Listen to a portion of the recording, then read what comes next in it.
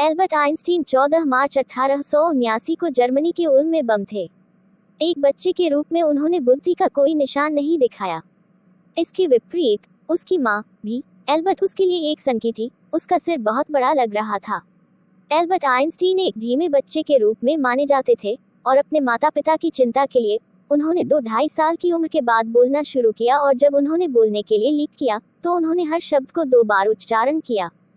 प्राचीन गणित के इतिहासकार ओटो न्यूबॉय लिखते हैं कि युवा एल्बर्ट ने रात में रात के खाने की मेज पर अपनी चुप्पी तोड़ते हुए कहा, सूप बहुत गर्म है। बहुत राहत मिली। उसके माता पिता ने पूछा कि उसने पहले कभी एक शब्द क्यों नहीं कहा। एल्बर्ट ने उत्तर दिया, क्योंकि अब तक सब कुछ क्रम में था। एक बच्चे के रूप में एक अंतर्मुखी आइंस्टीन को उनके प्लेमेट द्वारा ब्रदर बोरिंग उपनाम दिया गया था। नतीजतन ज्यादातर समय वह खुद से खेलता था और यांत्रिक खिलौने पसंद करता था। एक बार उनके स्कूल के प्रधानाध्यापक ने उनके पिता के बारे में एक बहुत ही प्रतिकूल रिपोर्ट दी, जिसमें कहा गया था कि वे कभी भी किसी भी पेशे में सफल नहीं होंगे। फिर भी आइंस्टीन ने अपनी मां की इच्छा के अनुसार 6 साल की छोटी उम्र में वायलिन बजाना शुरू कर दिया। आइंस्टीन एक प्रतिभाशाली शौकिया वायलिन वादक थे और उन्होंने जीवन भर इस कौशल को बनाए रखा। हाई स्कूल में म्यूनिख में आइंस्टीन एक अच्छे छात्र साबित हुए और अच्छे अंक हासिल किए।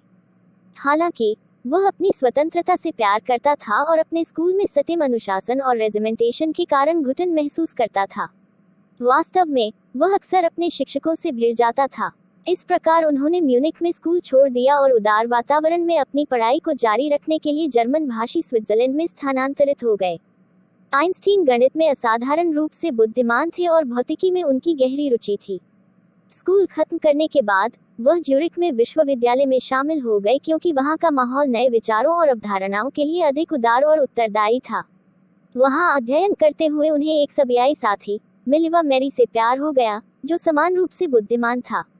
आइंस्टीन ने 1903 में मिलिवा से शादी की और उनके 2 बेटे थे। हालांकि शादी लंबे समय तक नहीं चली और 1919 में तलाक के बाद उन्होंने अपने चचेरे भाई एल्सा से शादी कर ली। 1900 में विश्वविद्यालय से स्नातक करने के बाद आइंस्टीन को आसानी से नौकरी नहीं मिली। उन्होंने एक शिक्षण सहायक के रूप में काम किया और 1902 में बर्न में एक पेटेंट कार्यालय में तकनीकी सहायक के रूप में नौकरी पाने तक निजी सबक दिए। हालांकि जब उन्हें अन्य लोगों के आविष्कारों का आकलन करना था, तो आइंस्टीन वास्तव में अपने स्वयं के विचारों को गुप्त रूप से विकसित कर रहे थे। उनके बारे में कहा जाता है कि उन्होंने मजाकिया तौर पर सैद्धांतिक भौतिकी के बयूरोप में अपने डेस्क ड्रावर को बुलाया था। 1905 में उन्होंने स्पेशल थ्योरी ऑफ रिलेटिविटी पर एक पेपर प्रकाशित किया और सूत्र के साथ सामने आए, A=mc2। आइंस्टीन के इस सिद्धांत ने दुनिया भर में प्रशंसा प्राप्त की।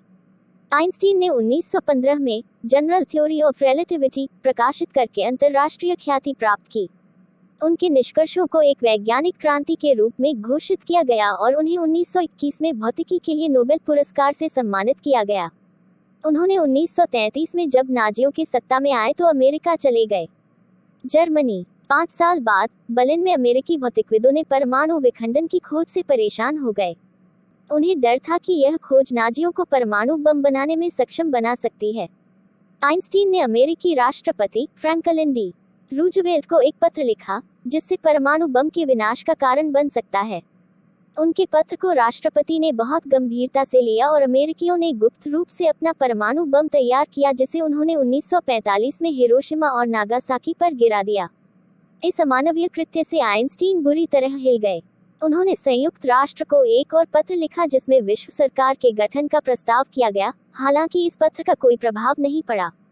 आइंस्टीन ने अपने बाद के दिनों को विश्व शांति और लोकतंत्र की वकालत करने वाली राजनीति में बिताया।